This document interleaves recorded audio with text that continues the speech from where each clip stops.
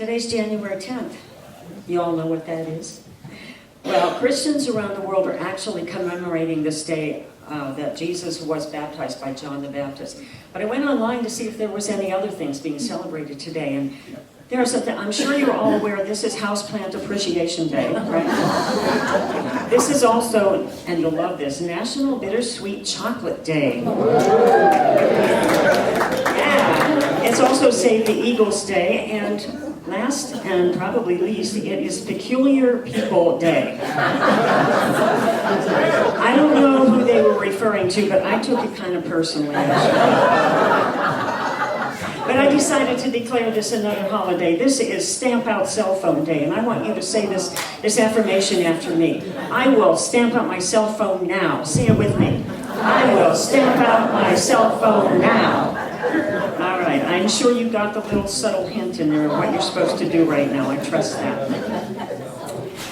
Okay. I did think that is Shannon here? Did she want to say something about the circles of 8? Mish here. A lot of you know Michael Mish. He's been gone for the last almost 5 years. He lived here, and then he really started a whole new life and went to Australia and Bali and Timbuktu and everywhere, doing lots of things. But there is so much I could say about him, and I want to let you know, if you don't know him, a few things that he's all about. Several years ago, Michael's love of children found him touring the country and presenting environmental programs for children. He has music for children and for adults, and I hope you'll all take a look at his websites and hear some of the music he has. He was invited by the United Nations to speak before a children's delegation in the General Assembly with other keynote speakers such as Mariel Hemingway and Richie Havens. The LA Times once called Michael the Pied Piper of the environment. And Entertainment Weekly said if music could save the world, his songs could. They are that powerful, that strong. He won a regional Emmy Award for an NBC special that he hosted. A PBS special that he hosted won him the New York Times Film Festival Award for Children's Education. He's created plays and videos and heart-opening videos that are all on his website.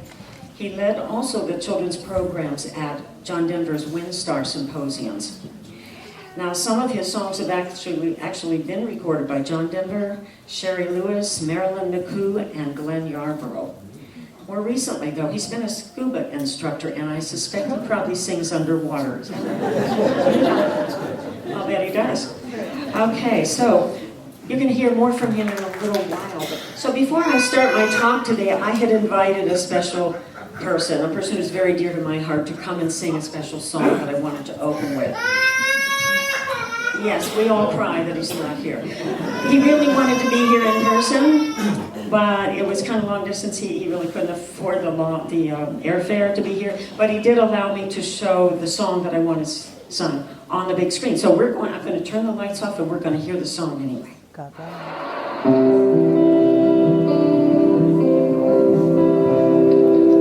Let the mountains talk. Let the river run. There is wisdom here. There is much to learn.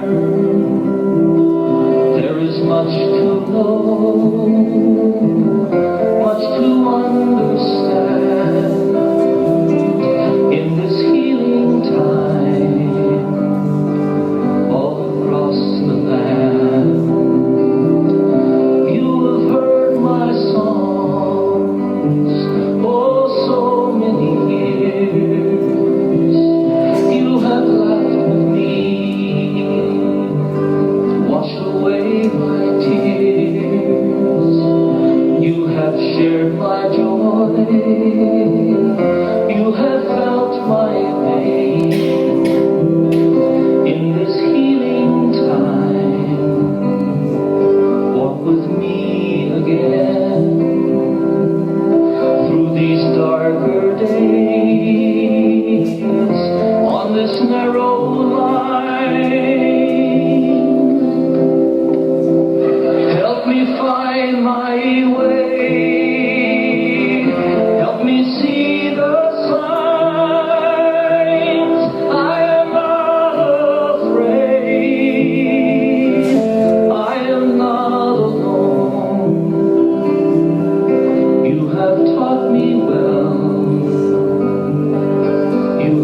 brought me home.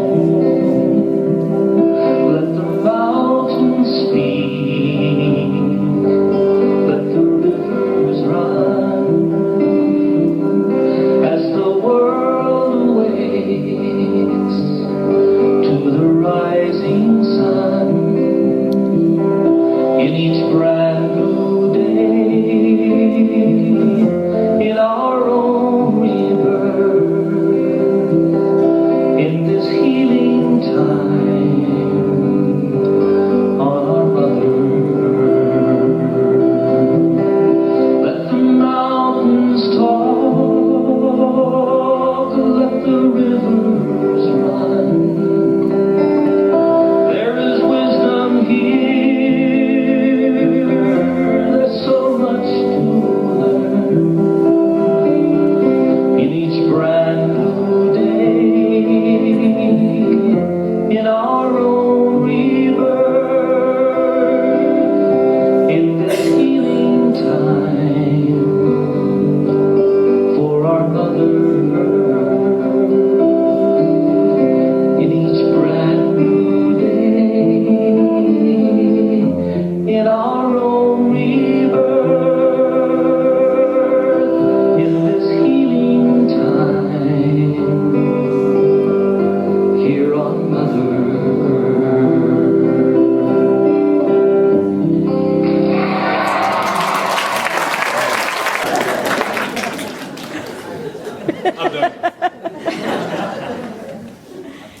So isn't it good to have John here with us again?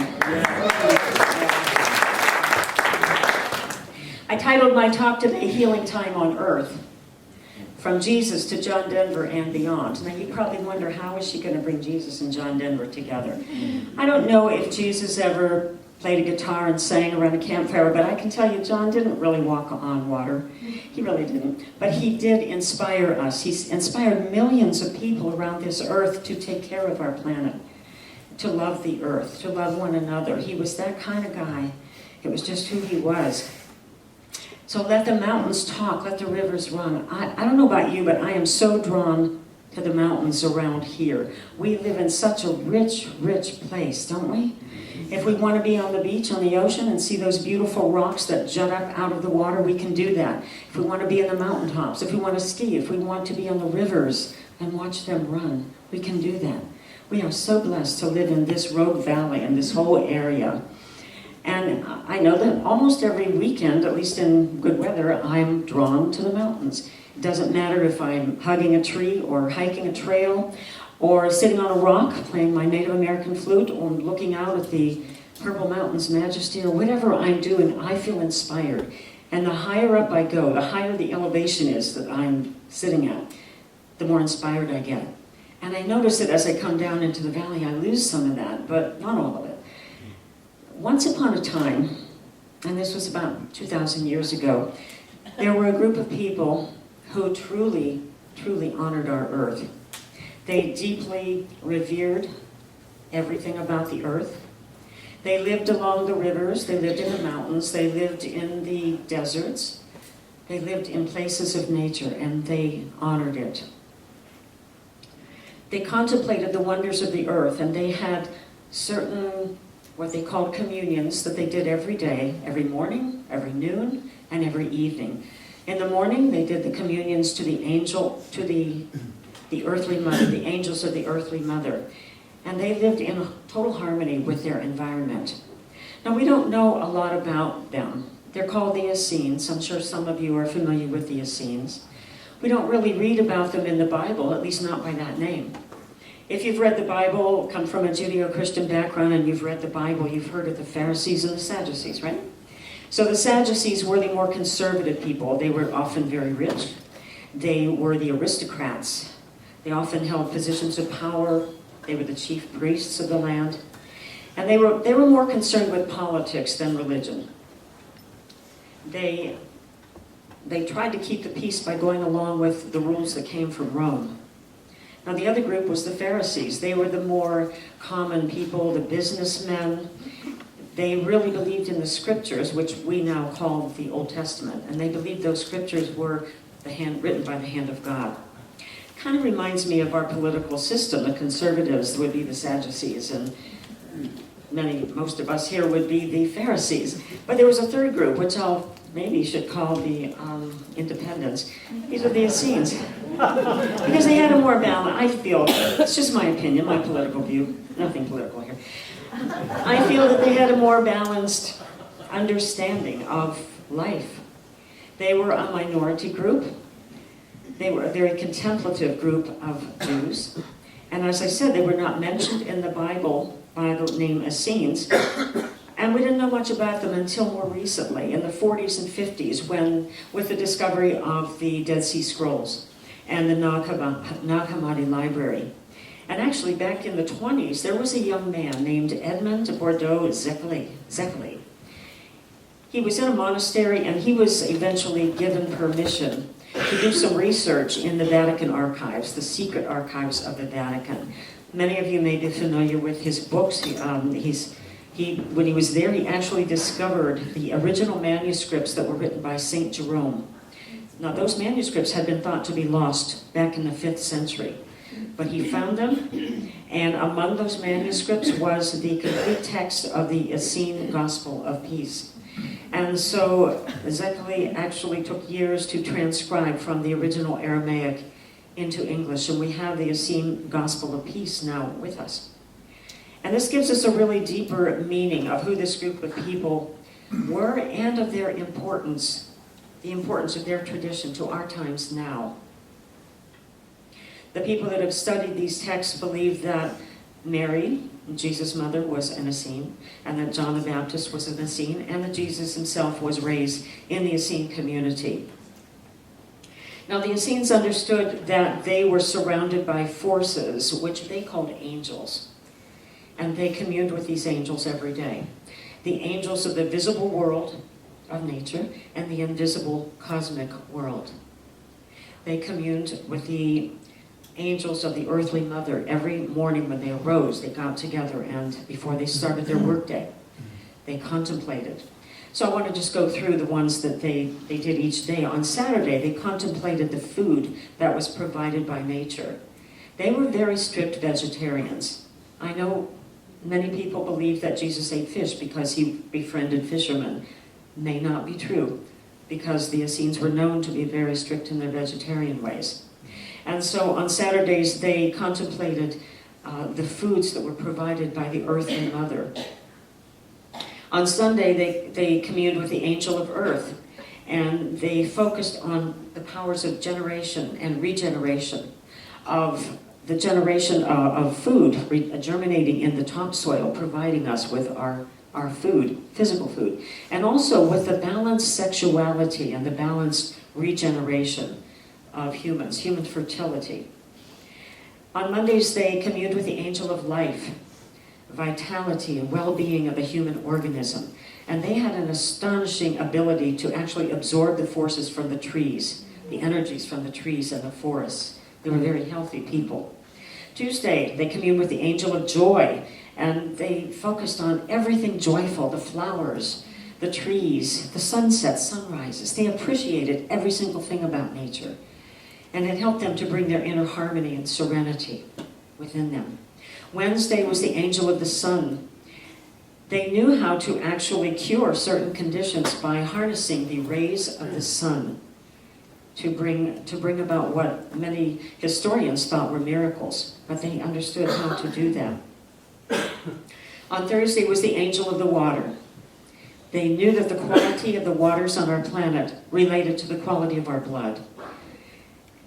And, we can see the waters right now, these days, how polluted they are, and how many diseases we have. Could there be a correlation there? The Essenes understood that. And on Friday, my favorite, the angel of the air, to become more conscious of the dynamic unity between air and life. And they accompanied this with rhythmic breathing. So let's just take a moment to really feel this air that we take for granted. It's all around us. But just take a deep breath. You don't even have to close your eyes. Just really breathe it in and hold it in your lungs. And then let it go. Imagine if we didn't have the air. Oh, we would not be here, obviously. And so I have asked Michael to sing a wonderful song that he wrote called The Air, and maybe he can tell us a little about when he wrote that. What was in his mind when he wrote that? I'm a lover of the sky and the air that we breathe.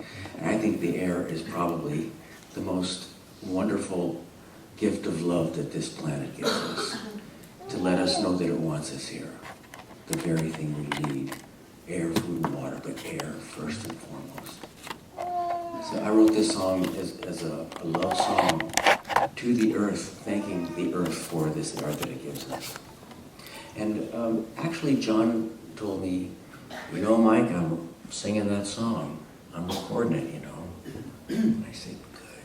And he recorded it. It didn't get released because of his untimely death. But boy, what a privilege it was for me to have heard that from him.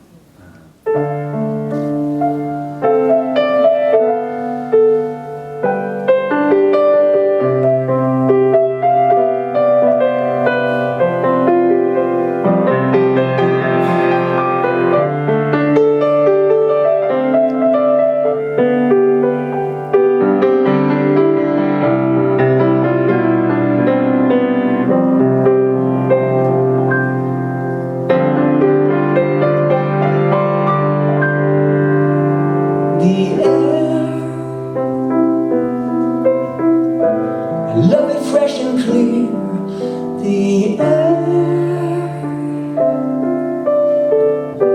I love it blowing through my hair.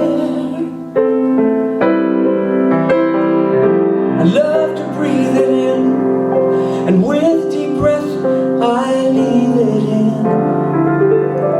The rain, it makes things new again.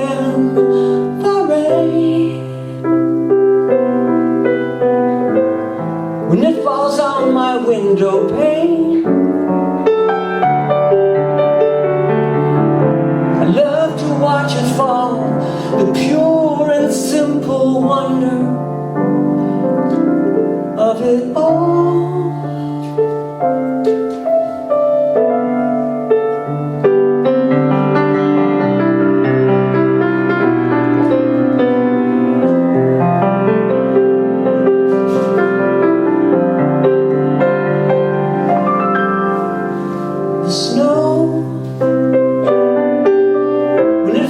From the sky, the snow, watching the snowflakes fly, I know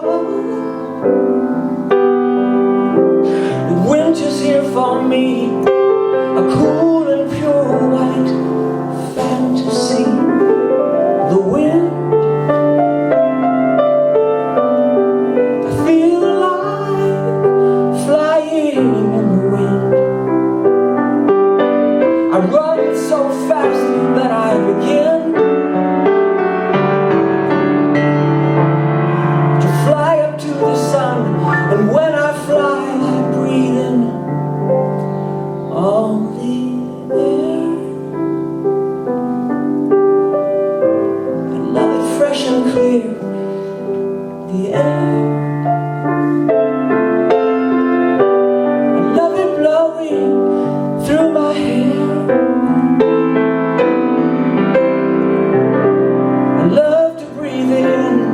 And with deep breath, I leave it in me.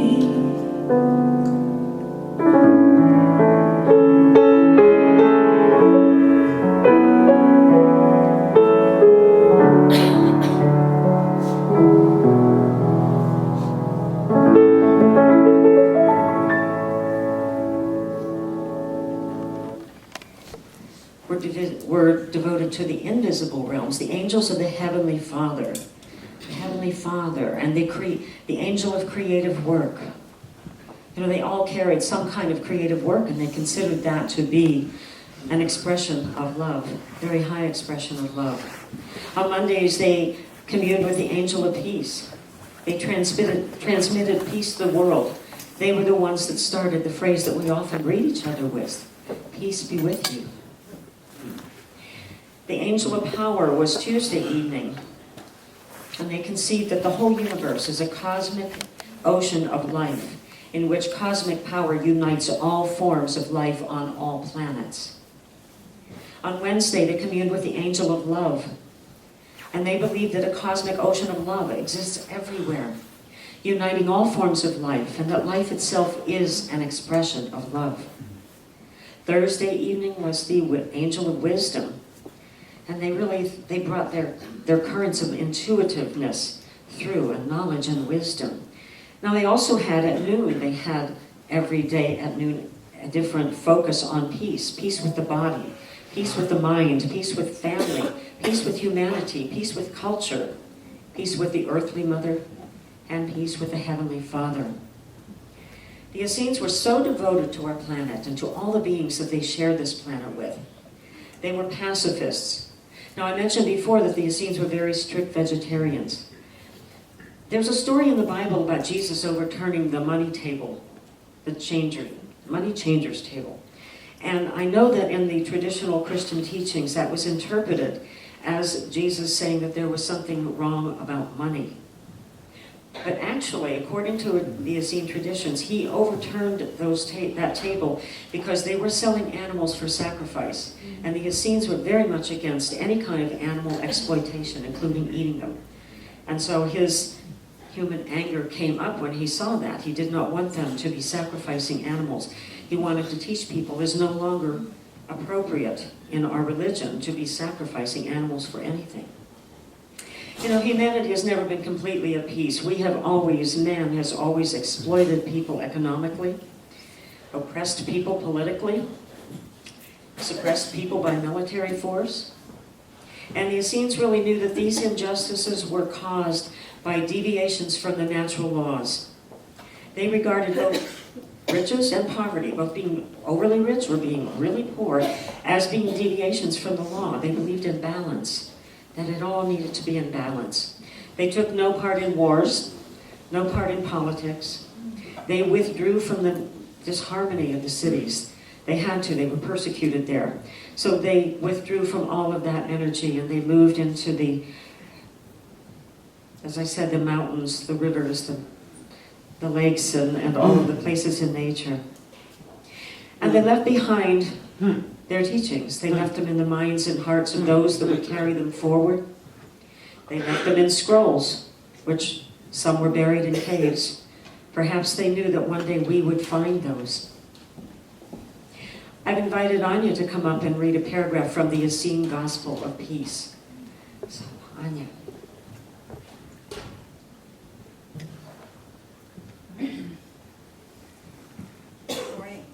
Morning. And when the time came at last for the brothers to leave the desert and go to another place, the scrolls stayed behind as buried sentinels, as forgotten guardians of eternal and living truth.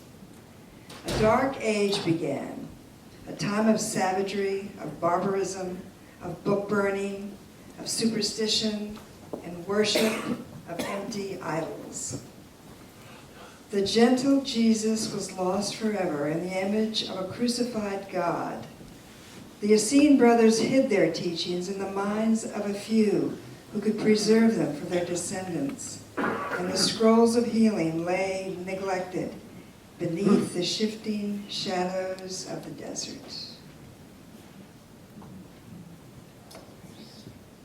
Thank you, Anya. A time of savagery, of barbarism, book burning, superstition. We've seen that, haven't we? And we ask why. We ask, why is there war? Why is all of this stuff going on that we know is so out of balance with nature and with our human nature? So I've asked Michael to sing another one of his songs. Why is there war?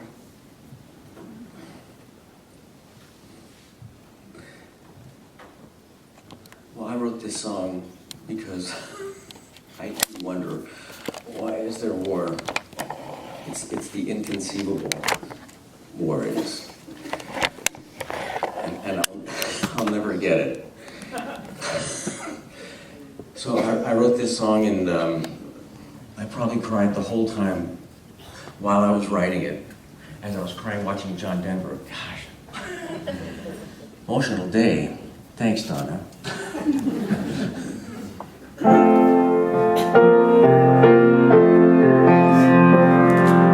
Children all over the world have many questions for us.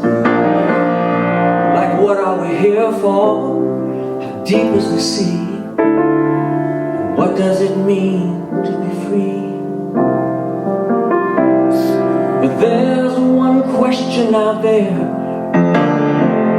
that baffles wise men everywhere.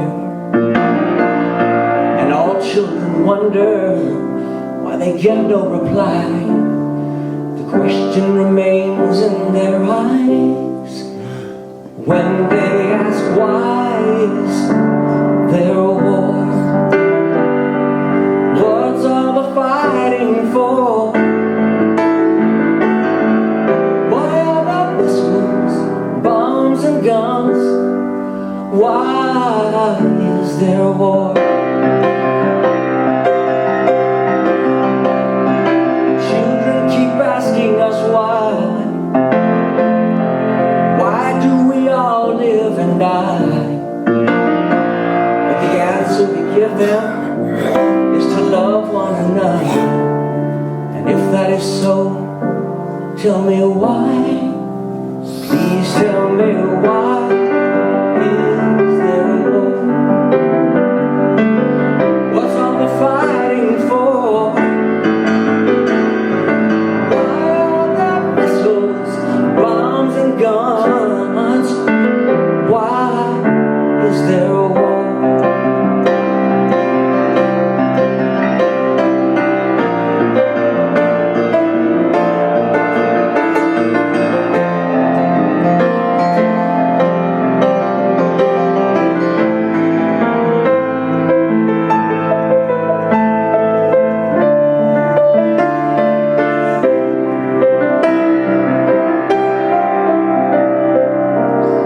Soon there will come a day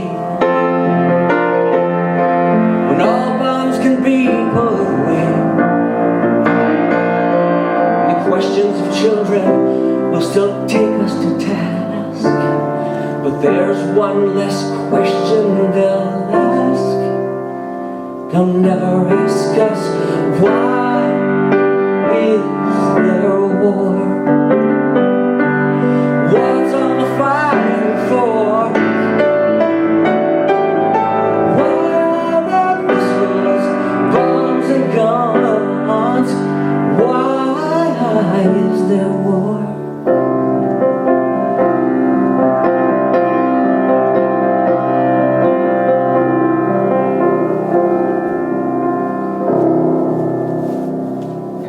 Day comes when our children don't have to ask those questions, don't you?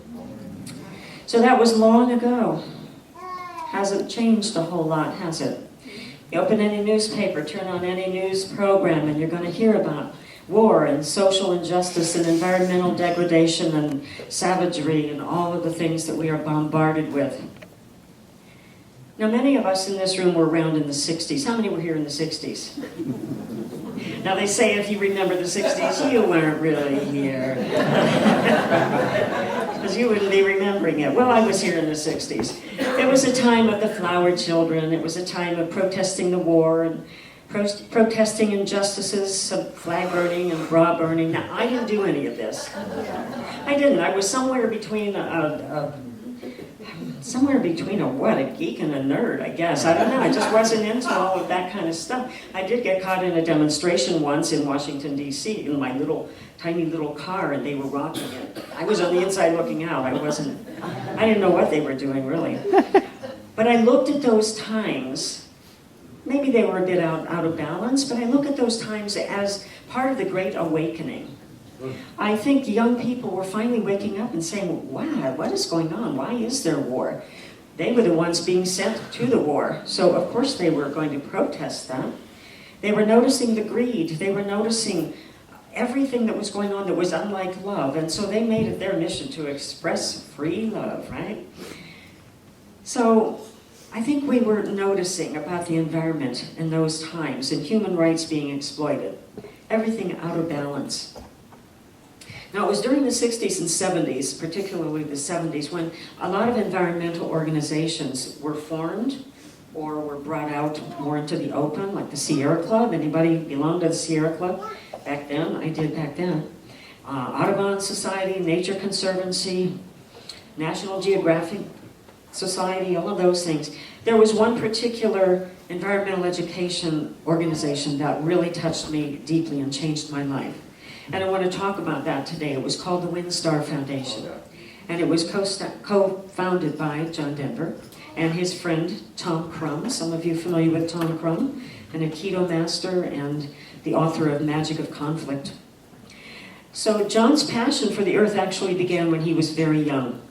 He used to tell us a story about when he was a child and he used to climb up on a tree and imagine, and he would pretend.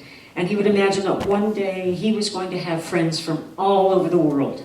And he was going to have a place where those friends could all come together and talk about how they could heal the earth, how they could love the earth, how they could bring everything back into harmony. Now we know here at Unity how powerful our thoughts are, right? And our visioning and imagining. And for John, that turned out to be true. He had friends from all over the world. It was in the 80s, late 80s, and I was getting ready to take a trip out west. You know, when you live in the east, in Ohio, you call this out west, and that's back east. I don't know where those phrases came from, but we are out west now. So I was going to be going for the first time west of the Mississippi to hike the Grand Canyon with my beloved at that time. And I thought, well, maybe I should practice if I'm going to hike the Grand Canyon. So I put on a backpack, put a couple phone books in it, walked from the bedroom to the kitchen, and figured, no problem. This is a piece of cake, I can do this. But I thought, well, I should have like maybe a CD to listen to while I'm practicing back and forth. And so I went in the library, and I happened to see a lectures cassette tape, no CDs in those days, cassette tape. It was called On Being Human, and it was a lecture tape by John Denver. I hadn't really been a John Denver fan, didn't know much about him at that time, but I listened to the talk, and I was really, really touched by his journey in life. And at the end it said, if you want more information about WinStar, set away for it, which I did, and that brought me to my first WinStar Symposium in 1988. This was in Aspen, Colorado, out west again, and I just knew I had to be there. I have to say that that was a life-changing event for me. It was not the first symposium, but it was the first one that I went to. It was a year that John was really on a high in his life. As he came to the first day of the symposium, he had just stepped off the plane from his honeymoon. He brought his wife with him. And we had almost 2,000 people in the music festival tent in Aspen, Colorado at that time. People from Russia, from Japan, from Canada, from Australia, from every country you could think of. One of the most powerful parts of that event was the pop singer of Russia in those days. His name was Alexander Gradsky. Remember him? He called him Sasha. And he came out on the stage near the end of the symposium, took John's hand, and together they started singing We Shall Overcome. And that was such a powerful moment, such an emotional moment, because all 2,000 of us stood up, held hands, and sang We Shall Overcome.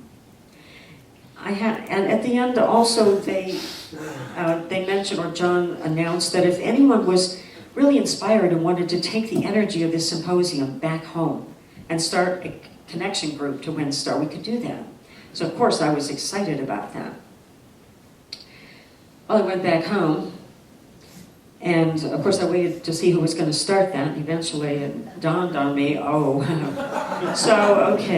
So long story short, I got a few people together, and we co-founded the Northern Ohio WinStar Connection, called now NOWC, and it went on for many years. In fact, it's just in the last year or so finally wound down, but we really made an impact, I think, in Ohio, Northern Ohio. I directed the Vegetarian Connection as one of our programs. I was regional coordinator for a countywide reforestation program. I had an environmental explorers post. I was on fire. I was passionate about the earth. And I was also working full-time for a chemical company. We won't talk about it. And I was also raising my 3 children as a single parent. So it was a busy time for me. And I did the newsletter of the organization too. It was a busy time for all of us, but we had hope. We had passion. And I know at the symposiums, we had a children's program that Michael directed for how many years? 6, 7 years. That Michael was in charge of the whole children's program at WinStar. It was a time of growth. It was a time that we all felt hopeful that we could make a difference on this planet. Now, those were the 80s and 90s, and each year as I would go back to the symposium out west, I would be re-inspired, reignited. And yet here we are, we're still having a lot of the same problems. We're still having wars, we're still having chemicals being sprayed on our food, we're still having pollutants being dumped into our waters, still having people being disenfranchised. But I don't think we can allow ourselves to be hopeless. I think it is still in our hands to make a difference. I have always been very inspired by Julia Butterfly Hill. How many are familiar with Julia? Yes. I remember as she was the young woman who sat in the top of a redwood tree to prevent the loggers from cutting down the redwoods. And she sat there for, 2 years? She lived up there, nonstop. And she would cry every time the loggers would fell another redwood tree. Those were her friends, her children almost. And she cried when another one of the activists was actually killed when one of those trees fell on him. But she kept up there and she kept her hope up. And I remember hearing her say after she came down that even though she had felt totally hopeless in a way, she realized that even if she was the only person left, that as long as her hope was committed in action, then hope was alive on this planet. And I want to say that to all of us, as long as our hope, and we all hope for a better planet, don't we? As long as our hope is committed in action, then hope is alive on this planet. I don't think we can base our hope on people like John Denver. Back in the 60s, our hope was based on JFK, Kennedy, and then on Bobby Kennedy, and then on Martin Luther King. And as each one of those people died, it seems like a little piece of our hope went with them. But it's time to reignite it. It's time to get that hope back. Because this is really up to us. This planet is up to us. We came here for some purpose, for some reason. We are the ones that are to make the difference. We can't sit back and wait for the government to do it. We know that one, don't we? We can't wait for the leaders to do it or anyone else to do it. We each have a part to play. And part of what WinStar was about was to tap into all the different areas that we could tap into.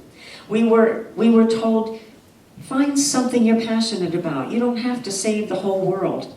Maybe you're passionate about recycling. Maybe you're passionate about composting or about diet or about whatever it is. Find that and do something with it.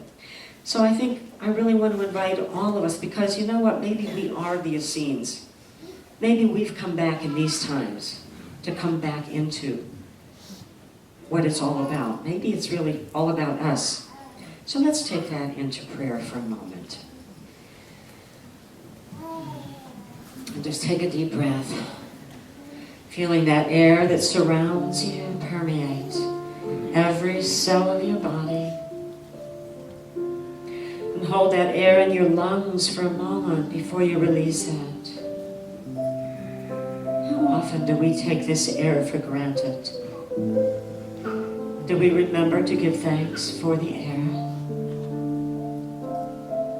How blessed we are to have been given this beautiful blue-green planet, suspended in the velvety black depths of space, turning, providing for all of our needs.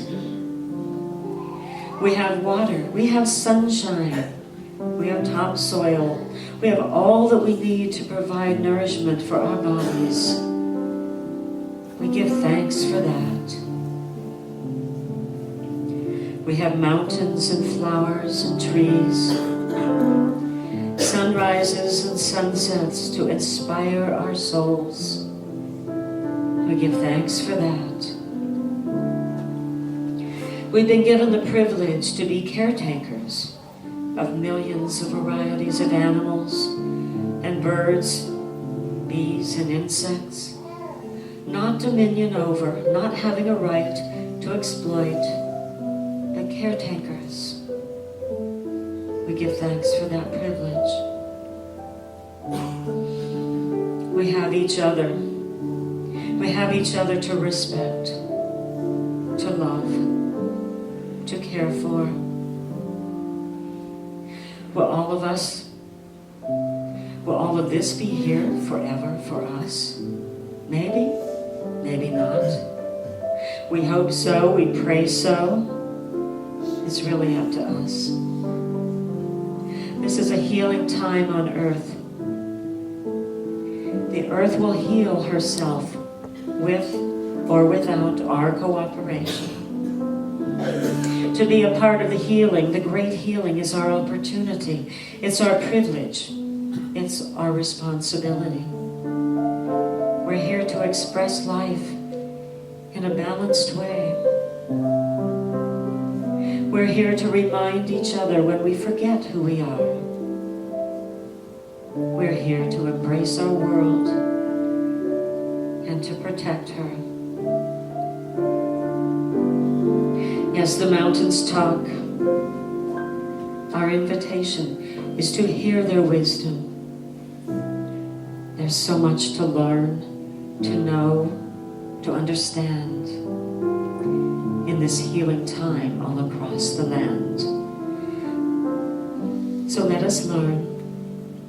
Let us know. Let us understand.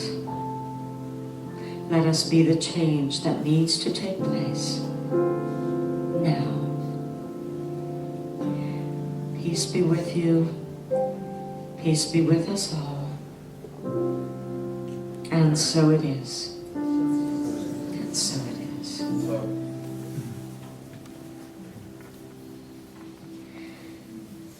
This leads us into our Thank you, offering. Donna, for bringing your ministry to unity and for continuing the message that John would have had you do. I'm really grateful to you for our friendship.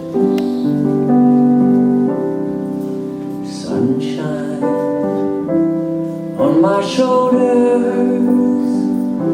makes me happy. Let's all sing along.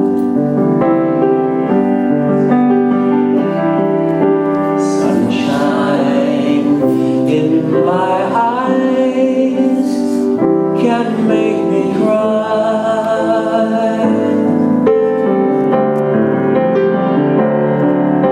Sunshine on the water looks so lovely.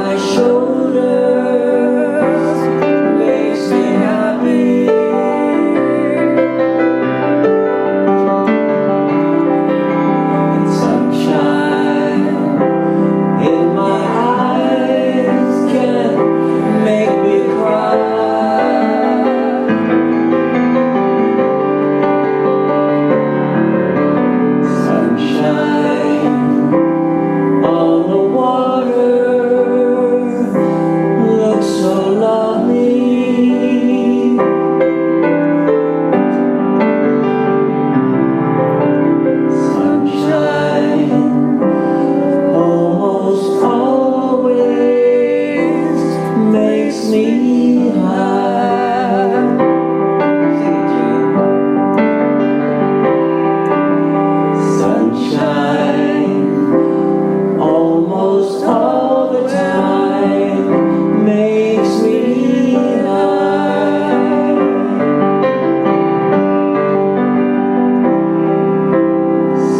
Sunshine, almost all the time, makes me